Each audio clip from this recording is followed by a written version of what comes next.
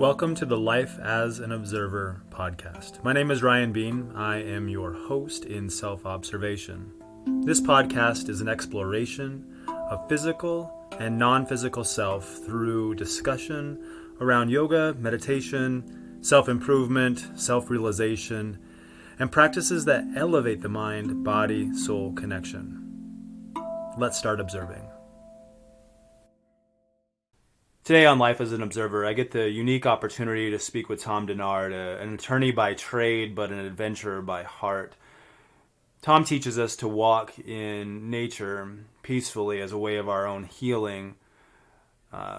Through his 9 books and all the many characters he's met along the way, Tom is an inspiration through his daily word, through his facility, the Hostel in the forest, and really through his daily works. Tom is someone who inspires me personally and has taught maybe thousands through his words. In today's conversation, we talk about some of his adventures to Mount Kilimanjaro, Everest, the Andes, walking in the footsteps of Gandhi through India, and being around as the wall in Germany fell. Take a good listen to what Tom has to say. There are some simplicity in Tom's words, but there's also just a little bit of work. And Tom explains how we can simplify this work and make our own healing quite easy if we just show up and be a conduit for the spirit. Take a listen to today's words from author of A Recollection of Characters Along the Way. His Pine View to Paris book is out now, and his daily words coming every single day to your email. So I'd like to welcome Tom Dennard to Life as an Observer. Tom is an attorney by trade, but an adventurer by heart. His new book, Pine View to Paris, Recollection of Characters Along the Way. We're going to chat about that a little bit, and also just really talk about how nature is an integral part of our day, and how we get into nature, and really what that means to be an adventurer and an explorer, and really to embrace life to its fullest, because it does offer it to us every single day. Hi, Tom. Welcome to the podcast. Oh, Ron, thank you. A pleasure to be here. Yeah, definitely. We've had many conversations, and they've usually been in intimate settings, more intimate settings, whether that be in a tree house, or sitting on a front porch, or sitting underneath a beautiful tree. And I'm glad that the technology gave us the opportunity to reconnect two-way. I receive a lot of one-way communication from you, from your daily word emails, which I cherish. And I don't know if you know this, but those get shared a lot. I share them in yoga classes and in meditations, and certainly your words go beyond just that of the computer to one person or to 10, hundreds of people. I know that your daily word has evolved over the years. I've been a part of it since it was an email, and now it's kind of turned into a newsletter. But so your daily word has become kind of we'll call it a routine, looking forward to those things. And that started out as, as your first book, or did it start out as actually as a email to people? Tell me how the daily word started. It started out, well, what happened is when I have 3 children. I have a daughter who's oldest, and then 2 sons. And when they left home, I felt that they continued to need my advice. So I began sending them a daily word, which was just various philosophical things that I've wanted to share with them to help them along in their life as they were getting out, exploring, and so forth. And so it was really just started off with the 3 children, and then some other family members wanted me to include them, and then it started moving on to other friends and so forth, and really by word of mouth. And now I send it out to 197 recipients, Mm-hmm. and then my son, who owns the Savannah Bee Company, and he has 175 employees. So he sends it to his 175 employees. So there's some 350 to 375 people who receive it each day. And like I say, it started out with just my three children. So, well, I mean, I'm not a preacher. I'm one who is seeking still, believe me. And I look for things to send out in my daily word for things that I needed to hear myself. And so when I read something and I'm like, yeah, man, I need to hear that. And, Yeah. and that's how I do my daily words. Oh no, I mean I agree completely. You know, when I left India and I received a certificate of completion for one of my yoga trainings, and my guru, he handed me the certificate and he goes, "Yeah, you're a teacher now."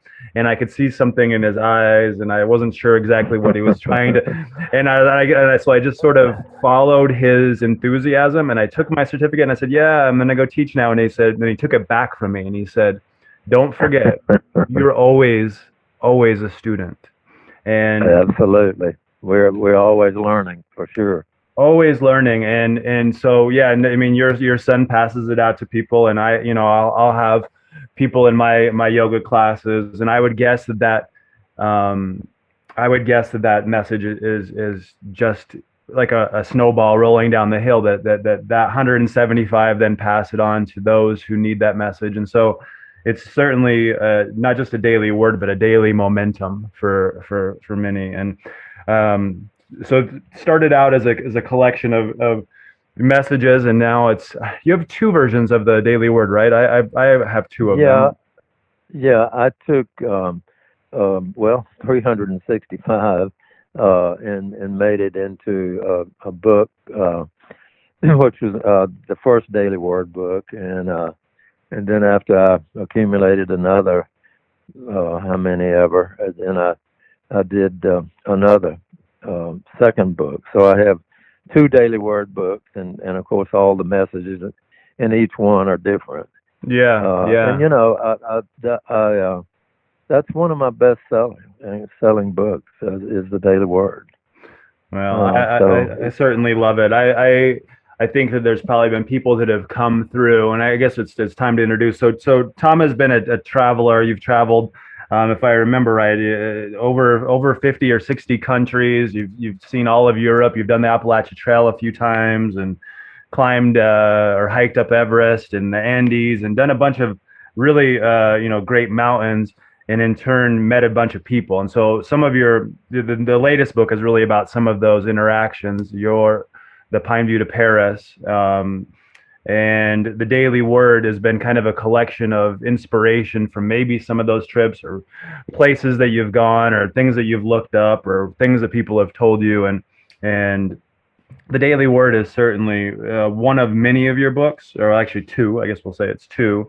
Born and Ramblin' Man, and then Pine View to Paris. And you have another one am I missing another one of your books? well, I've published 9 books, including this new one, Yeah. Pound View to Paris, and uh, a lot of them, of course, are about my travels. And the very first book I published came about as a result of when I would come back from one of my trips. I would write a synopsis of the trip and send it out to all of my family and friends. And one of my friends said, "Why don't you publish it?" And I said, "Well, I never thought about that." But anyway, I did. But it's a collection of building the hostel, which I'm sure we'll talk about later, and then the Everest thing. And I didn't go to the top of Everest. I went about halfway up, and but I did go to the top of Kilimanjaro, and like you said, a number of other mountains that I've climbed around the world. And uh, but then let's see. Well, one of the chapters is about those two climbs of Everest and Kilimanjaro. Then coincidentally, I happened to be in Europe when the wall was coming down in 1989, and Mm. so I took off to Berlin and was there when all that was happening, and that was quite an experience for me. some years earlier, I had just met a guy that when I was hiking in the Tatra Mountains in Poland, and I met this guy from East Germany, and so we uh, sort of hit it off, and because we both were married and had children, and anyway, of course, he never had been out of the communist countries of Eastern Europe, and so anyway, when the wall was coming down, and I cabled him and let him know that I was in Berlin, and so he said he wanted to come. And anyway, I was standing at the break in the wall when he came walking through, and for the first time ever, coming into the freedom of Western Europe. And Hmm. it was a very emotional experience for him and for me too, for that matter. So anyway, I've got that in as one of the chapters in the book, and I don't know. There's That's in several Pine others. View to Paris, No, no, it's in Discovering Life's Trails. Discovering Life's Trails. Okay. Yeah, that was the first book I ever published. Hmm. And then, like I say, I've had 8 more since then that I've published. Well, it sounds like the travels and the places are certainly that create stories. I'm curious, what is it that a lot of your travels have been in mountainous areas, and right now where you live is not very mountainous. I was No. living in Florida for the longest time, and I realized, when I went to India that the mountains are there's just something quite magical that happens Mm. in the mountains, and I don't it's not something that we can really identify. It's just a feeling, right? We can't just point at it and we can say that's beautiful, but there's also beauty in the swamp. But it's just there's Yeah. something that's in the air, and it has to do with vibration and the rocks, and that's in the mountains. And I realized that when I Mm. was in India. But can you talk about what that inspiration maybe feels like to you when you're in the Yeah, mountains? sure. Well, I grew up in a very small town in middle Georgia, farming country, and there were only 300 people in the town. And of course, obviously, I knew everybody, and everybody knew me. And so the way my mother raised me was when I was about 4 or 5 years old, she turned me out of the house and just said, "Be back by dark." And so I had the whole town as my playground, but I had other Hmm. friends, and we would go fishing in the creeks and skinny dipping in the spring, and just walking in the woods and everything. And I did a lot of that on my own, just out in the woods and in nature. And I'm sure that was the beginning of my feeling toward nature. And I mean, there's no more spiritual place in the world that I've ever been that is more spiritual to me than nature. And I've been in some of the great cathedrals of the world, and some of the ashrams, and the Buddhist monasteries and so forth. But I never have the feeling of the spirituality that I do when I'm out in nature. And I taught a class here in the local college, a hiking class. It was in adult education, and taught for 20 years, and in fact, twice a year in the spring and the fall. And I took all my students. We'd go up on the Appalachian Trail and hike, and there was another trail called the Chattooga River Trail where we hiked beside this crystal clear water, and of course swim in the water as well. And then we would take an annual trip to a foreign country, and a lot of the students went with me. And but gosh, we've been to so many different countries, I can't even remember them all. Hmm. I had not too long ago, somebody asked me how many countries I've been to, and I thought I'm not real sure. So I pulled up on the internet all the countries in the world and checked them off, and I can't remember, but it's a little over 70 that I've been to. Hmm. But anyway, getting back to the spirituality, that's that's my church, so to speak, is being out in nature. And so that, I mean, that had a great deal to do with building the hostel. And I'm sure you'll want to talk about that at some point. Yeah, I mean, we can kind of segue to that there. Yeah, the hostel, I think, really exemplifies that what that you're saying, because at least for me, when I've visited, and for those who visit, they find that there is something special about being away from the hustle and bustle of daily city life.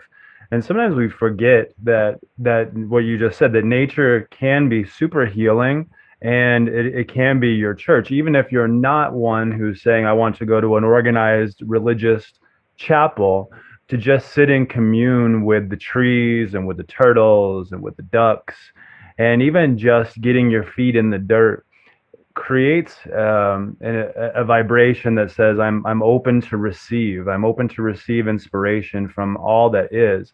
Because I think when we look at places like the hostel, or places that are set up with intention in mind, that when we enter them, we we can move back into the harmony that nature always has had. I think all animals and trees and all that has equanimity, and but humans tend to put things out of balance. And when we move back into places that are sanctuaries, if you will, we are able to immerse ourselves back in the harmony that has always been there. And I think that the hostel does that very, very flawlessly. I'm sure it has its share of challenges, and I remember being there.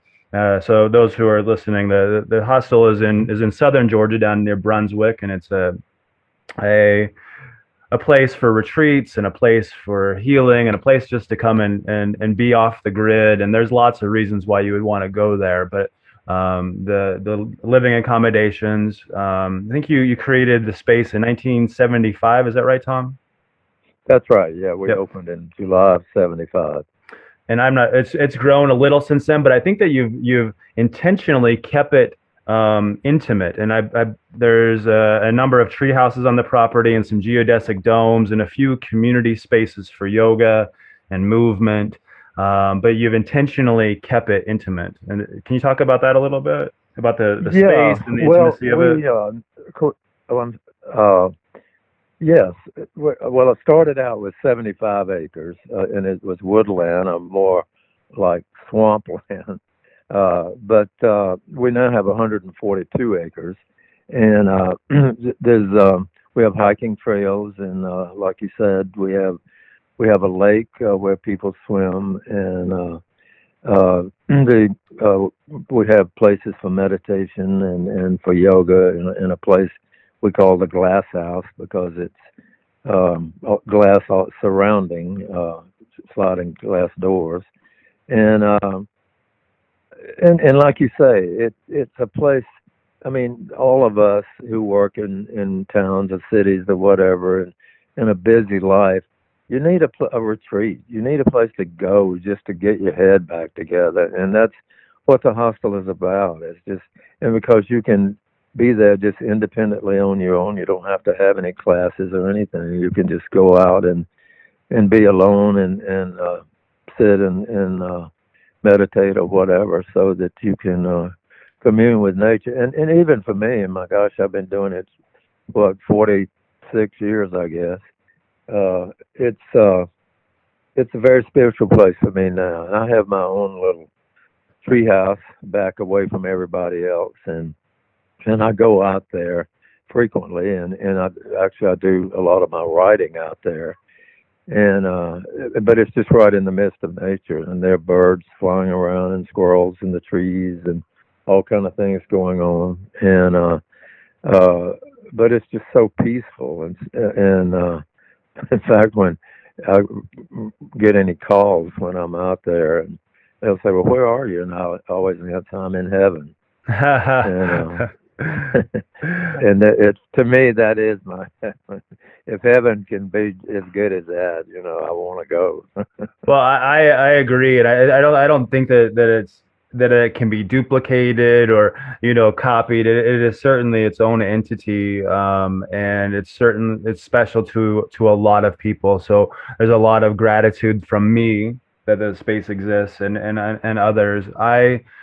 I think one of our first conversations was in your house. I know that you occasionally, I don't know how often you do it now, but would host a tea time in your treehouse, and just kind of how we're talking now, just a conversation about things in life and what we're feeling. And you know, some days they're very lighthearted, and some days they're, you know, the conversations are quite serious and healing and spiritual in nature. And I think that it's just about the vibration of the people that are there and the community. And I wanted to talk about that a little bit, is the community that has kind of built around your daily words and built around the environment of the hostel, of the forest, and is one that is always it's a lifelong built community. Even though I don't live in, you know, I don't live in Georgia, I live on the East Coast.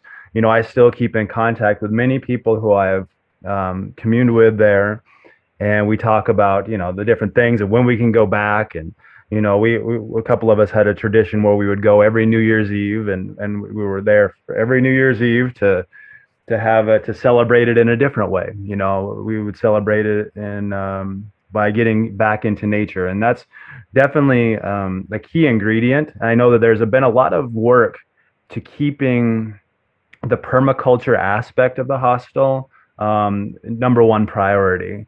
And I don't understand all of it. I'm wanting to learn a lot of it, but I know that you do a lot of work with the gray water and composting and growing food and solar. And you know, I could tell you that I've taken, I don't know, hundreds of outdoor showers there, and you know, let the water feed the forest. And I kind of wanted to hear a little bit about some of the things that you're doing in the way of permaculture out there and kind of giving back to nature. I know Yeah. that yeah. Well, well, we have composting toilets as well, and since you've been there, we've put in a new one that a type of composting toilet that actually is very expensive, but really, really works well. And so that, you know, we've always had composting toilets, but this is cutting edge. Uh, and we have outdoor showers for people, so you have privacy, but you're out in nature taking your shower, and actually have hot water with the showers.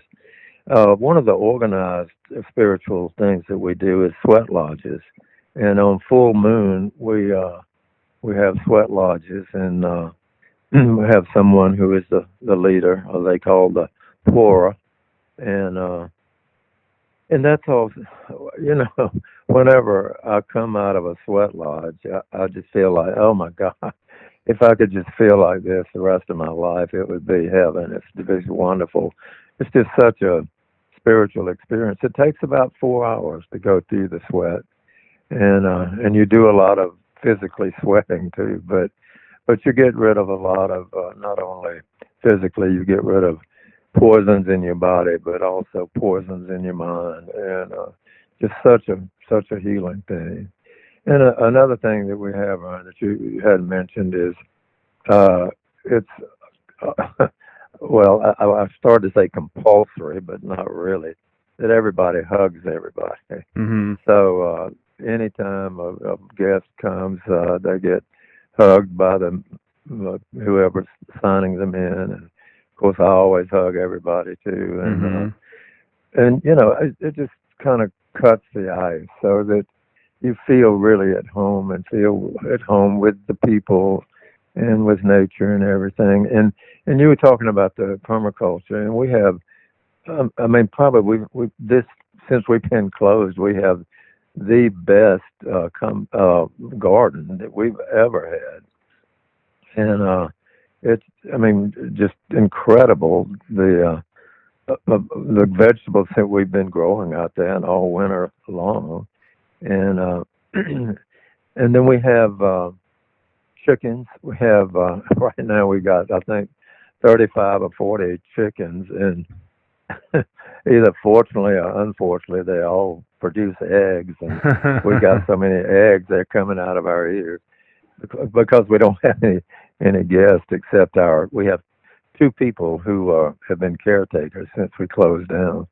But but anyway, so they give away eggs to everybody, and they give a bucket full to me, and I pass them out to friends and neighbors and everything. So, but when the hostel is open and the guests, then that means, there's a bucket of eggs in the kitchen that everybody can have fresh eggs for breakfast. And one one amusing thing was one person was sleeping in the dome, and it was the door was open, and a hen went in, and it was in his sleeping bag, and a hen went and got on top of his sleeping bag while he was sleeping and laid an egg.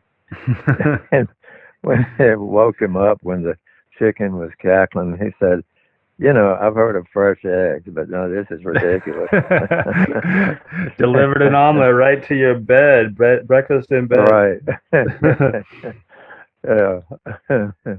Well, Oh there's gosh. certainly a lot of I love the ducks, and I think my daily routine when I visit is to pick up a rake and just to have my feet in the dirt and rake the pathways. And it's not that they need raking. I mean, I guess eventually they would, but there's something really wonderful about just kind of having your feet in the dirt, and for me it's that raking. Maybe it's the sound that the rake makes and the lines that makes on the ground, and that's usually how I spend my after breakfast is just sort of doing that. And so that's been a certainly healing. But also part of it is really the people who come always seem to offer lessons. And we talked about how we're always students, and so there's always these. I mean, it kind of is the basis of your books, is like these characters that we meet along the way. And I've certainly learned from many people that I've met, and people who continue to show up in my life in very interesting and uh, not unexpected ways. And I'm hoping that you could maybe talk about some interesting characters that maybe have taught you lessons along the way.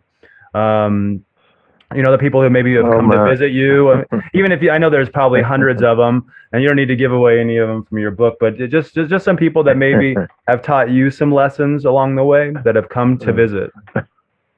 Yeah, it's interesting you say that because a few weeks ago, somebody asked me, said, "Who, what would be the three most inspirational beings that you've ever known that have really inspired you?"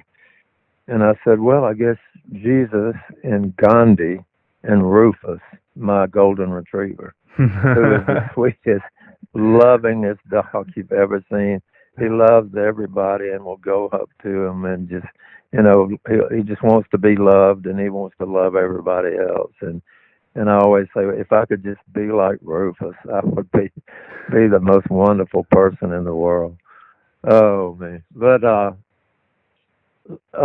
as far as the hostel goes, I mean, gosh, we have so many people who come there who are teachers, and not only just yoga teachers and meditation leaders, but just just just people, and just if you can find somebody and just sit back and talk with them.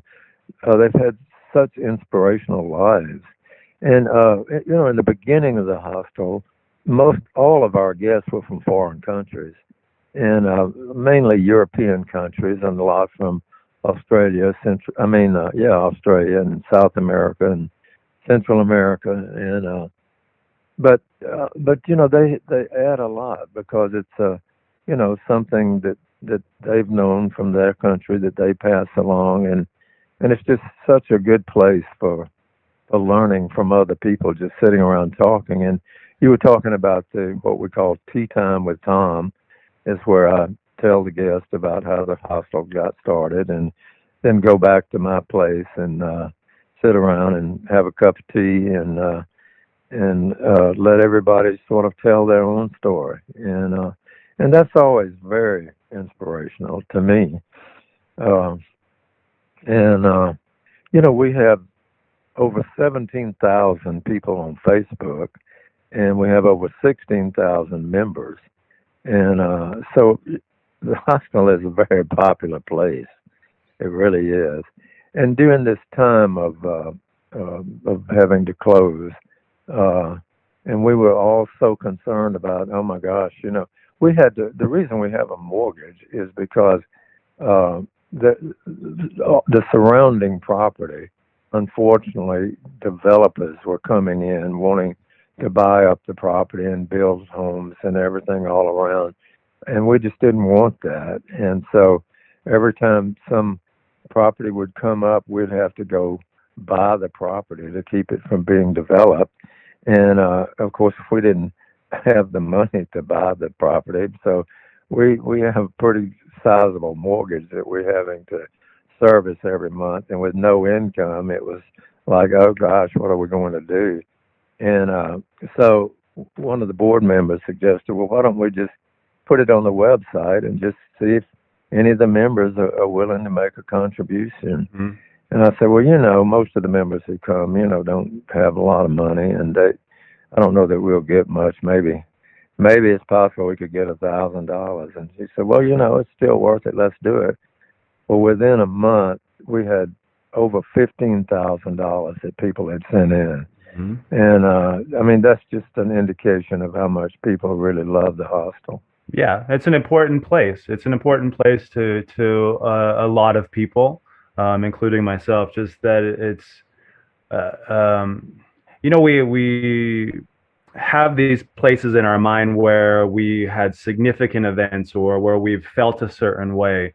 And for me, Mother Ganga in northern India is one. There's some ashrams up there that have brought that healing for me, and then the hostel in the forest is another. And we look at them as our, just as you say, nature is the chapel. I think that those specific locations really are where a lot of healing has happened and is a chapel for many. So yeah, of course we want to support and contribute as much as possible. And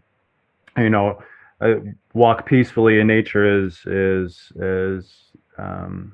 we always want it to be there. We want a space to be there and not over commercialized. And it's nuts. I would imagine in 1975 you had the space all to yourself out there, and then houses came in, and even now it's still, you have to know where you're going to get there. But you got to know where the roads are and whatnot. But I can imagine, as the town started growing and population started growing.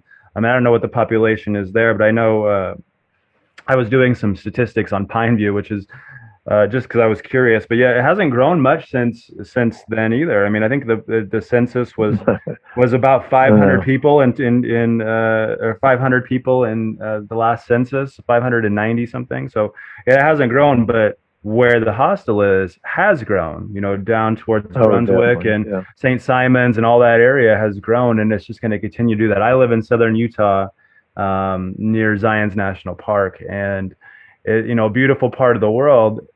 But every time I go out, I am seeing more and more of the land being developed, and which has its beauty and wonderful things, but we want to keep certain areas as sanctuary. So I appreciate, I'm sure others do, that you're keeping that space as a sanctuary. If we could only, protect the forest around it and keep it that way, because there is a natural beauty to the lake. I know that is, water. Some of that is filtered right through the limestone, and you're using that kind of as part of the permaculture project, and we just want to keep that as part of the sanctuary. So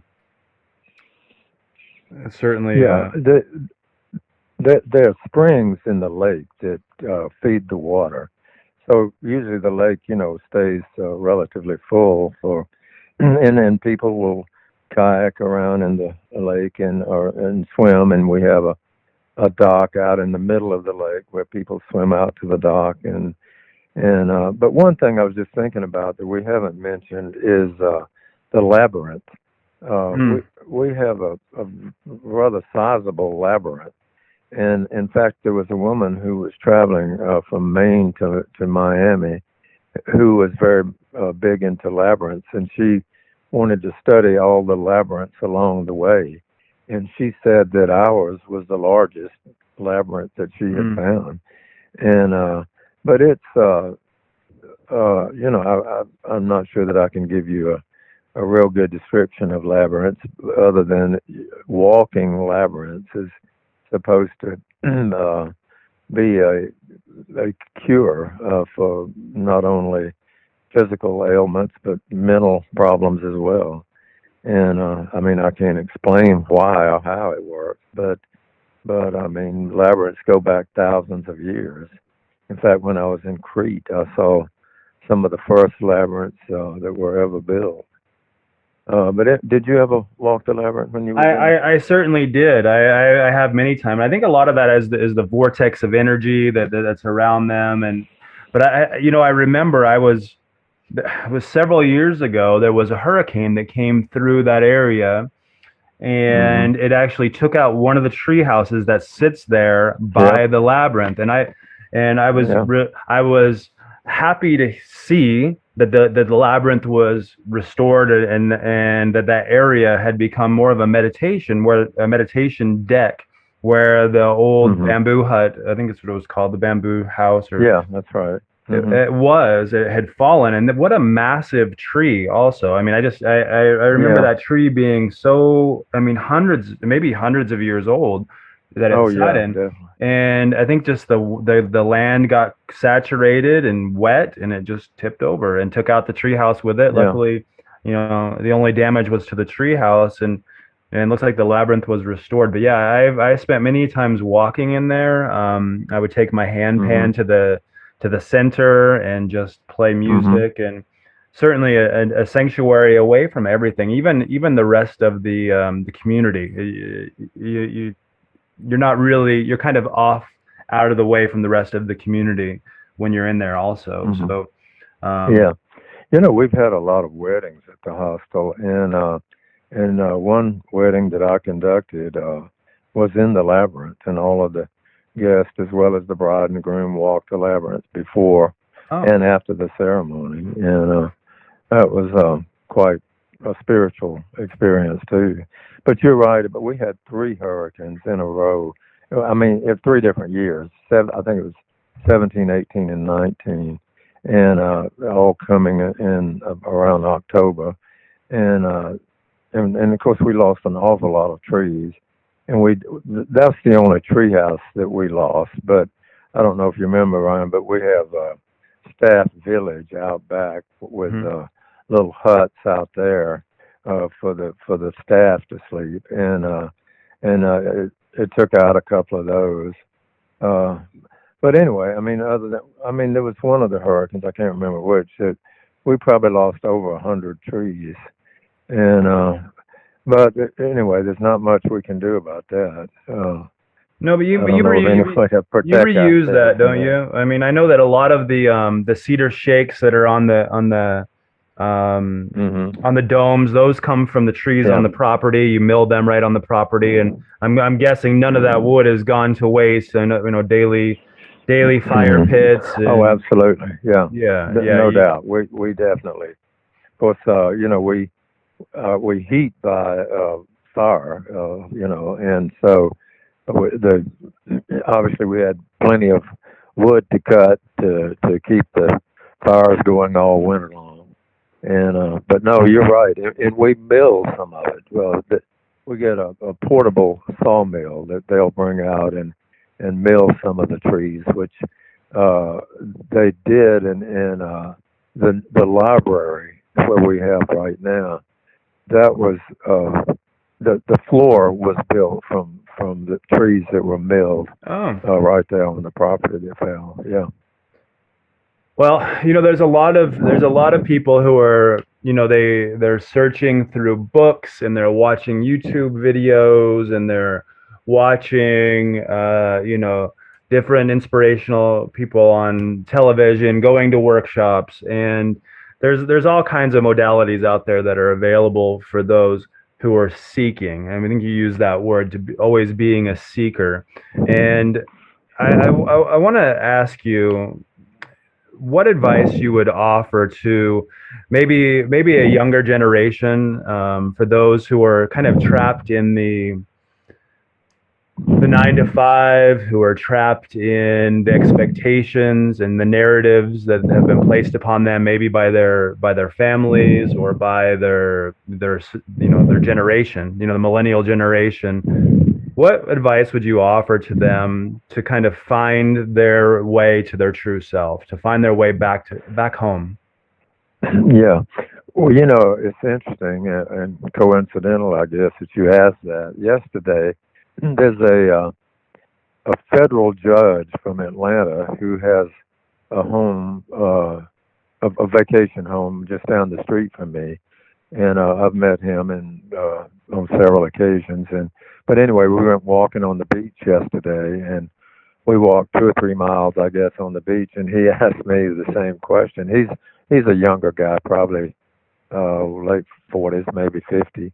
But he said, wanted to know what I could offer to him, and I said, honestly, I think what turned my life around was meditation and being in an ashram, and I still meditate daily.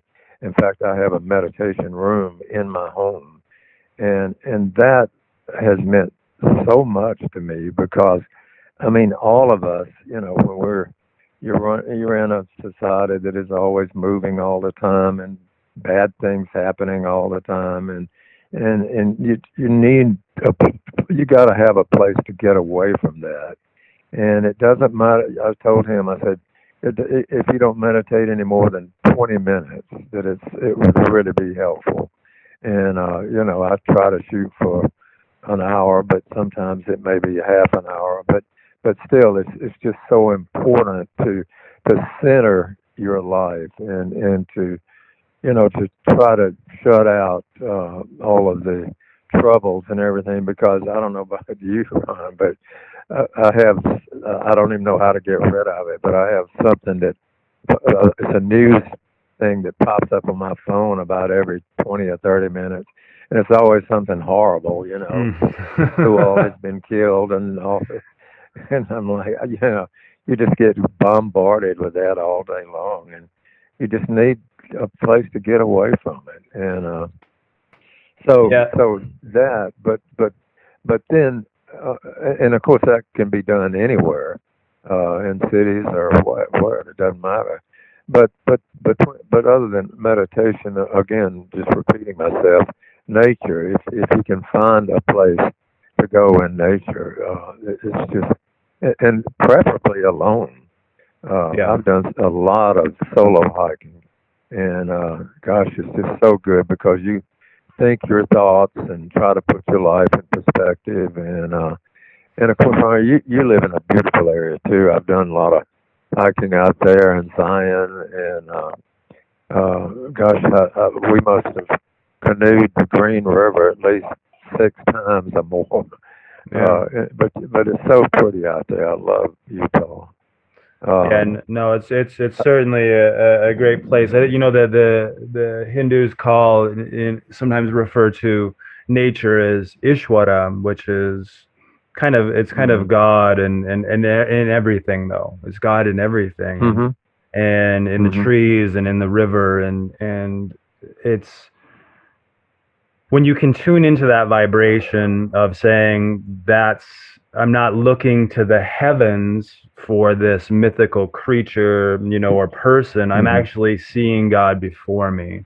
Is Oh, absolutely. Yeah. it is a big change in perspective, and so what I hear a lot, Tom, is what it is. I would meditate, but I can't quiet my mind. What would you say to those people who say I would meditate, but I just can't I just can't quiet my mind? Well, it's true. It is hard to quiet your mind, but with practice you can, and Yeah. it's just a matter of discipline, and you've got to just sit. Preferably, I mean, I'm very fortunate to have a meditation room that, of course, is completely dark, and I can sit there and breathing, of course, is so very important to deep breathe and then try to focus the mind, more like shut off the mind, and it's just so very helpful. And I have people tell me the same thing. I can't meditate because my mind is always racing. Well, that that is true, and I guess it's true with most all of us. But you can train the mind, and so with uh, make a habit of form a habit of stilling the mind by meditation, and for me, that's the best way to do it. Yeah, Patanjali in his Yoga Sutras said that yoga, is this thing that calms the whirlwind of the mind, and that makes me think of it makes me think of the hurricane that we were just talking about. The hurricane can be this violent and destructive force, and it's always spinning. It's kind of like our thoughts; they're always spinning, and but there is that place which is the eye of the storm that is Mhm. very calm and peaceful, and Mhm. it is still, and it doesn't mean that all the thoughts stopped moving. It doesn't mean that the wind has stopped blowing. It just means that you're in the place Mhm. where that peace is. And Mhm. I think we can do Yeah. that through our meditation, is jump into that eye of the Mhm. storm Mhm. Yeah. and just calm it using the tools Yeah. that we have, whether that be nature, or you mentioned breath work, which is one of my favorites to get there. Um, we just have to use the tools and actually give it a try, Mhm. right? Yeah. No, that's a great analogy, Ryan. The eye of the storm, because I think that spells it out exactly what it is. Because it's like you say, the things that are bothering us are still going on out there. It doesn't take that away, but what it does is just help you to deal with it. Yeah.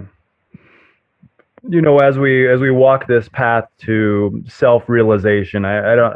It's not always the goal for everyone, but I think that our purpose in life is really just to be happy, and in being happy, that is our self-realization, is that we were designed to be happy on this earth. We were designed to live our lives to be happy. And I think there's two types of Buddhas. You can kind of chime in on this. The one who finds their self-realization of that through meditation, and that who they are and what their purpose is, and then really kind of just stays with that in silence. And then there's the bodhisattva, the one who wants Mhm. to share that information, to share those Mhm. tools, and says, hey, this is what self-realization is, and this is how you can get there.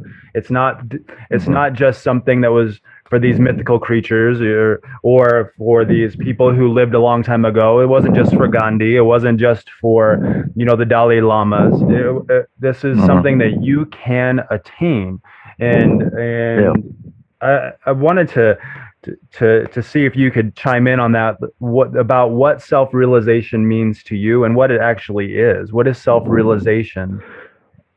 Well, for me, and I guess I pound this out daily in my daily work that you can't just be self-centered, and that it's so important to do things for others, and that's where I mean, the more you do for others, the better you feel about yourself, Yeah. and that's I mean, that is just, I love that bumper sticker.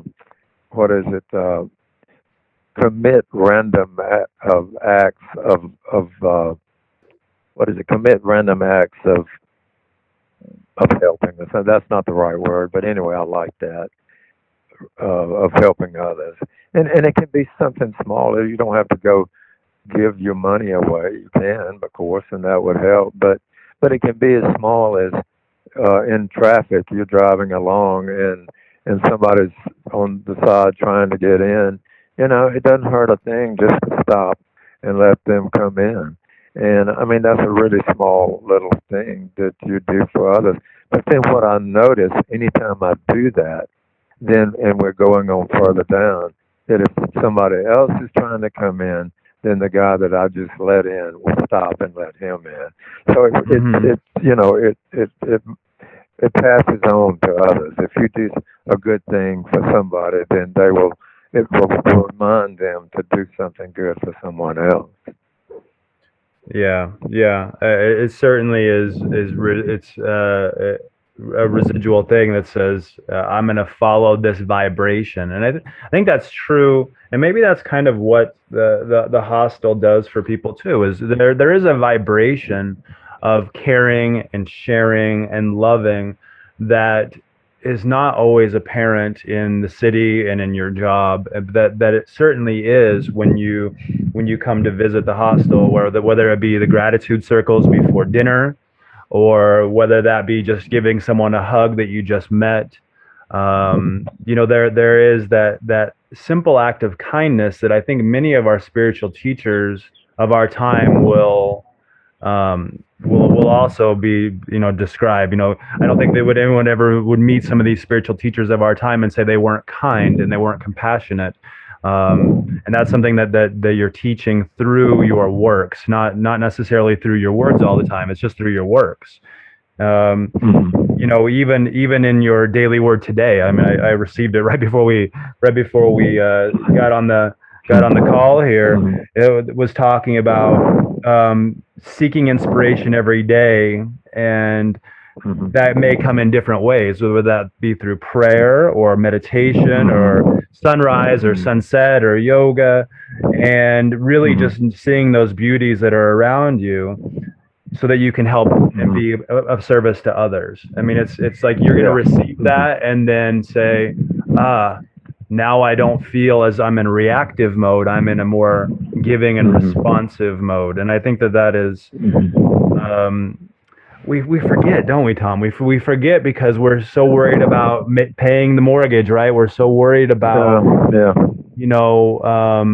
our relationships, and we're really worried about the narratives that we are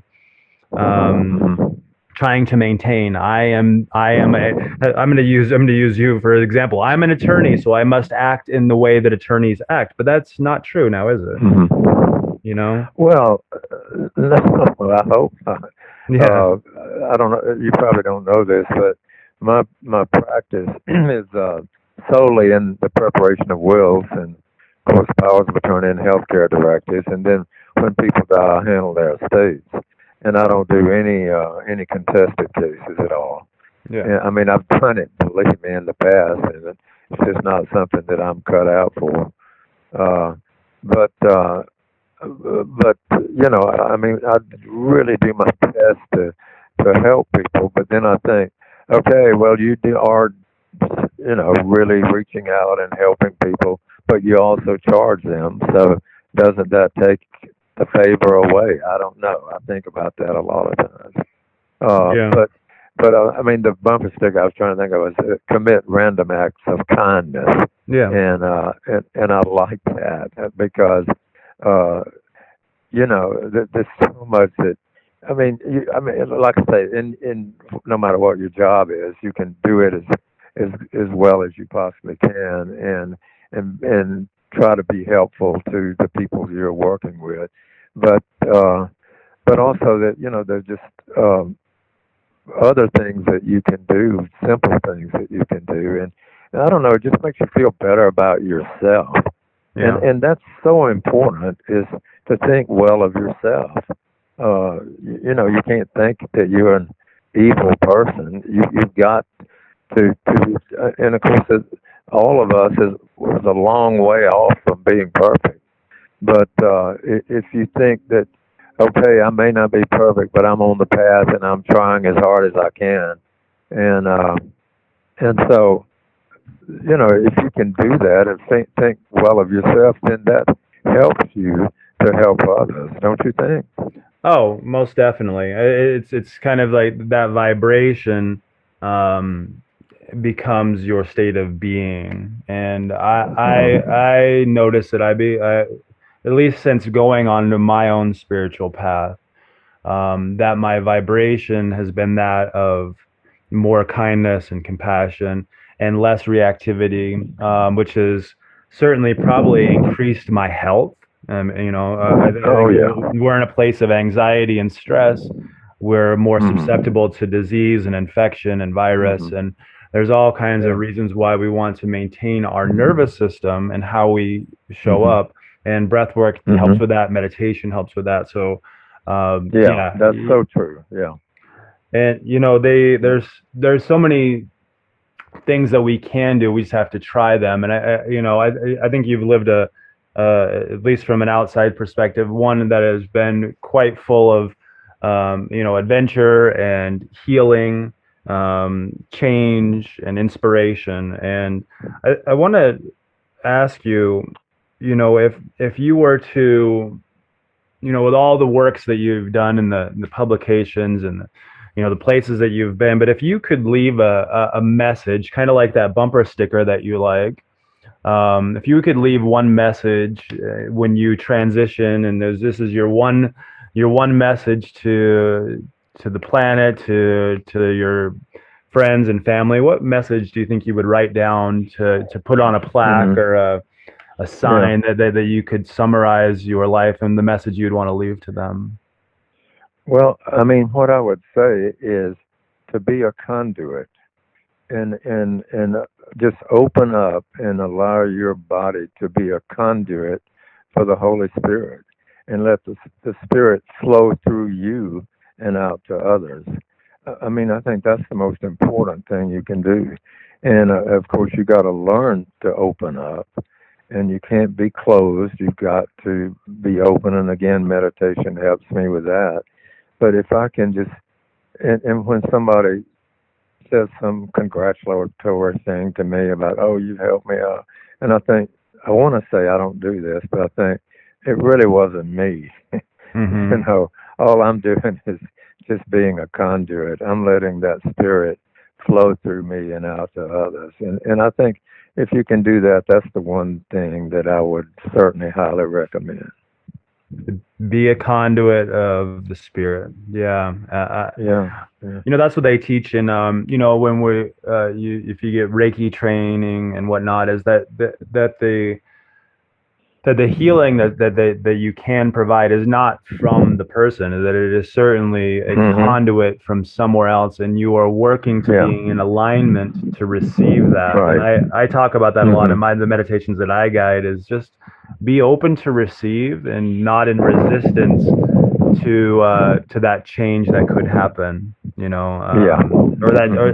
whatever that is. I've seen some pretty miraculous things, and I'm sure you have too, that have happened from when we're just open to receive rather than trying so hard. We Hmm. uh, Hmm. stop trying so hard. Get out of your own way, right? Get out of your own way Hmm. Yeah. and start Right. to allow. And Hmm. that's kind of what I wake up in the morning. We were talking about those messages that come through the phone. I don't turn my phone on, other than this morning because we were meeting. But I don't have my phone on until after 9 a.m. and it's off Hmm. after 9 Hmm. p.m. And I don't subscribe to look at different apps and things to kind of keep Hmm. that vibration away. Yeah.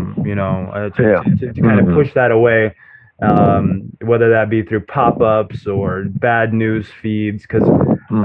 I was listening to, I actually just did a book club for an author, a guy named Jay Shetty, and one of his quotes from his book was, "Your news feed is feeding your mind," and Hmm. and that's certainly the case. What is on your news feed?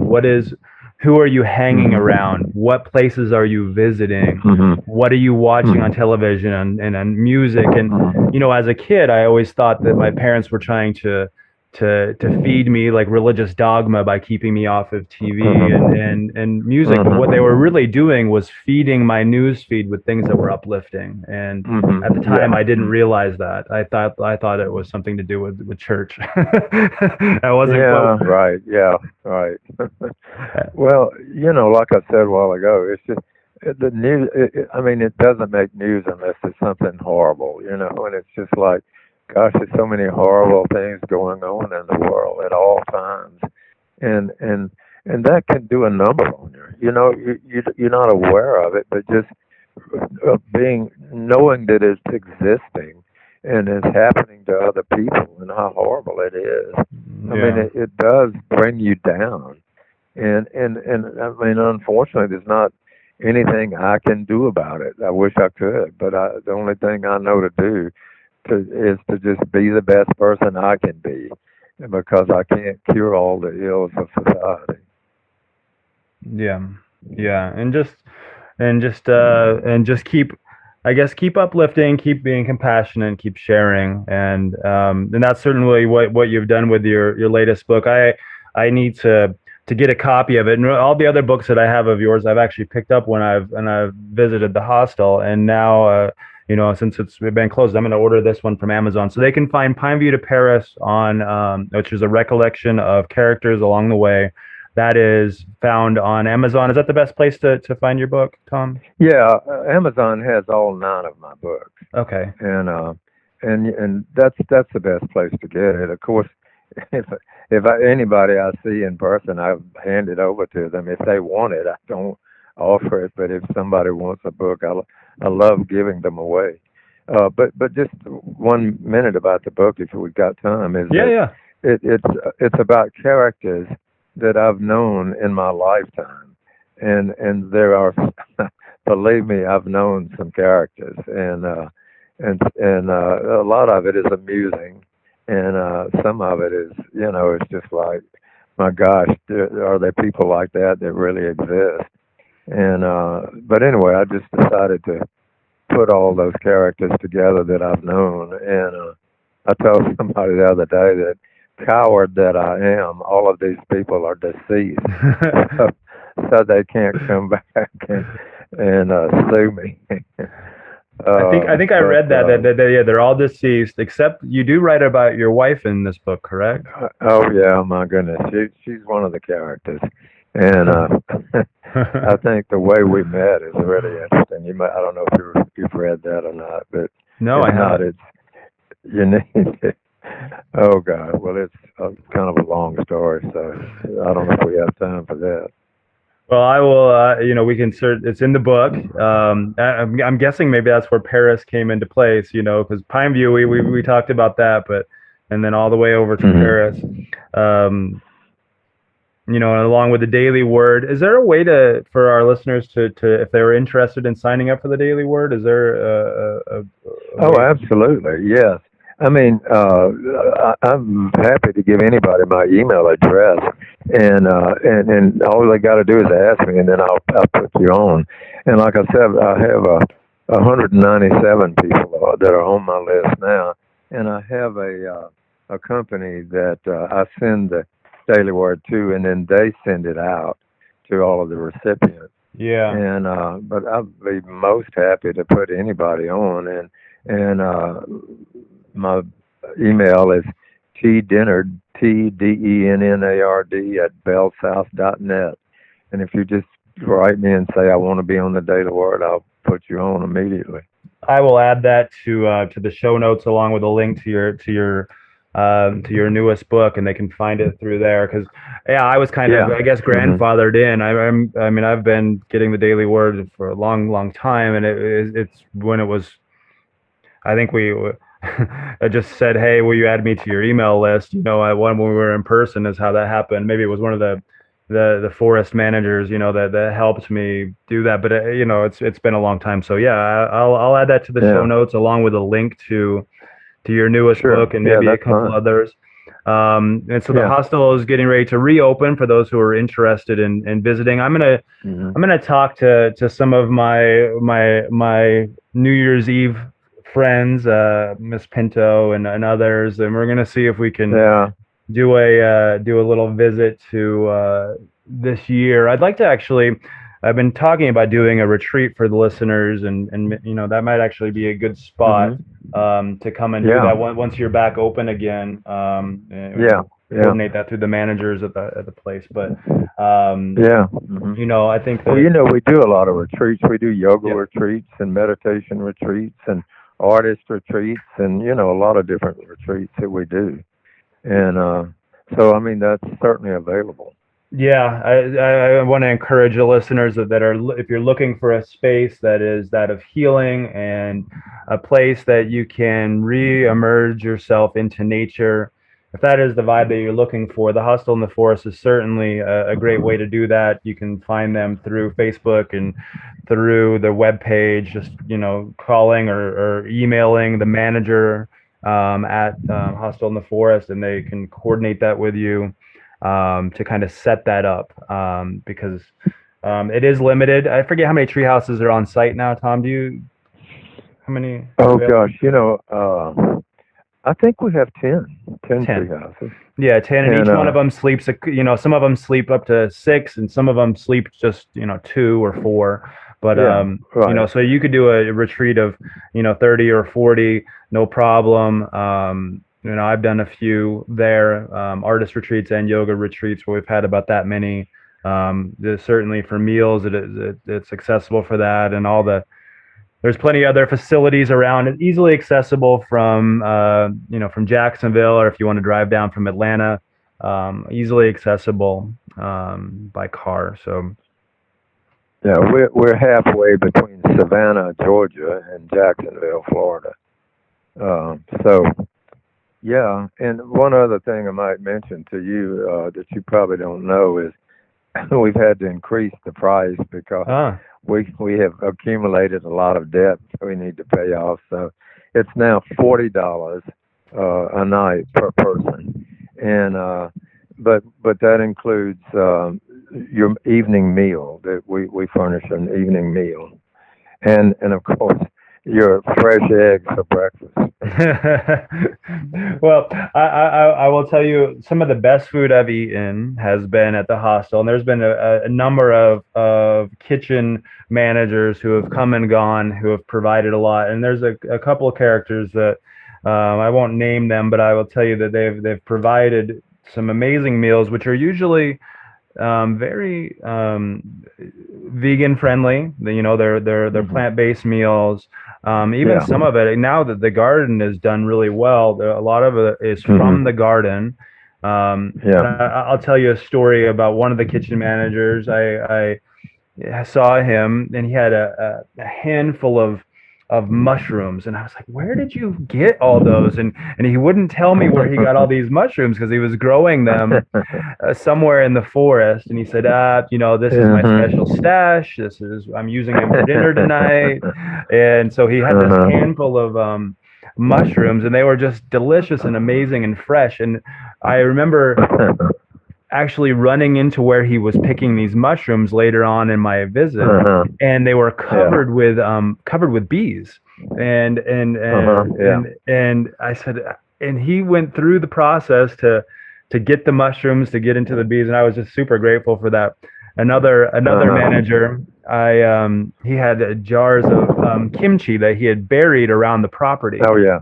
Uh-huh. and I just loved it. I had not really had kimchi. I think I maybe in Uh-huh. small portions, but I'd never really put it on everything. Uh-huh. And I had asked him, I said, "You buried it. Where did you bury it?" And he said, "Well, that is a secret known only to me." And so there is a little bit of mystical things. There might be buried bottles of Mhm. kimchi still on the property that we don't know about, Yeah. are buried somewhere that you just need to know where they are. So Yeah. making And efforts to do that, which is yeah. really fun. And they also make kombucha as well, Yeah. and usually keep a jar of kombucha out there for everybody. And all the meals are vegetarian, but they also have a special section of for vegan. So we try to accommodate our guests as much as possible. But our organic gardens are really something to see. They are beautiful. They really are. Yeah, I know that that garden is dependent upon the staff who's there working and Hmm. maintaining it. And when they're your busy times, the garden sometimes doesn't get as tended to, or as times where now you have an opportunity to really cultivate it. There's been some staff that have been there that was their passion, and they've made the garden really amazing. And there's been times Yeah. where, I know that there at one point there was a really beautiful herb garden and a Hmm. butterfly garden, and there was some other areas. And yeah, Hmm. so those who are looking to maybe be of service and have the availability and know something about permaculture, they can certainly reach out to the manager of the Hmm. hostel and say, "Hey, I'm wanting Hmm. to come and volunteer, spend a few months." Yeah. I know that there is Yeah. a limited staff that is there, and they can go through a little bit of an interview process. They can only stay for a few months, and be of service. So those who are looking to give can certainly reach out to the manager of the hostel in the forest and say, hey, I'm looking to give, and I have this skill, and they can come in to interview to be a part of the beautiful staff that's there. So yeah, and we're looking for staff right now. So okay. we're trying to. We've hired our new manager. She's a PhD from Miami, who's about to go in the Peace Corps in January.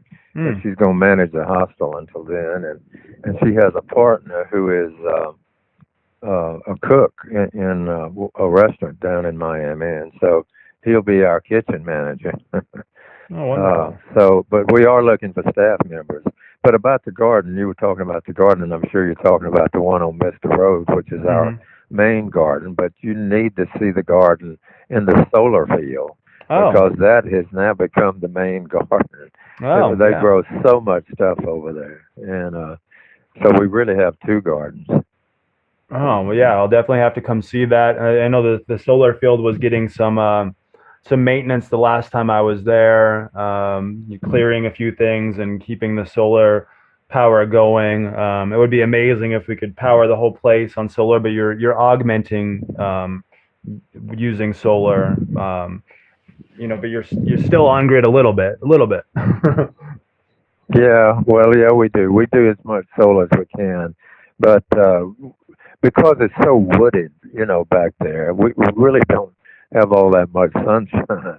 Yeah. And so that makes it a little bit difficult to use solar. But we do have some panels, and we do try. And we do have them out there in the solar field because there's more sun out there. Yeah, yeah.